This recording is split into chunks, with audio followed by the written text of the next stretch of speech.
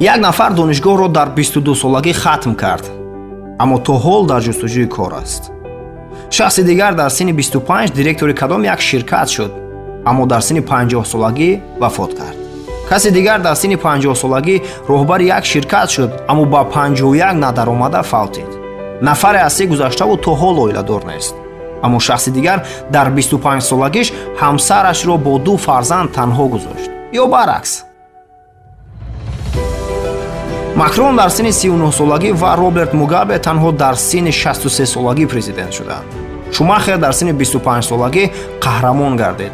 Нино Фарино дар синни 44 солагӣ ғалабаи аввалини худро ба даст овард. Уоррен Баффет дар синни 56 солагӣ миллиардер шуд ва Марк Цукерберг дар 23. пивопази маъруфи ирландӣ Артур Гиннес дар синни 56 солагӣ 21 фарзанд дошт ва Ҷорҷ Клуни бори аввал дар 55 солагӣ падар шуд. асосгузори KFC мӯйсафеди 80 сола буд, ки комёб шуд ва роҳашро дар зиндагӣ муайян кард.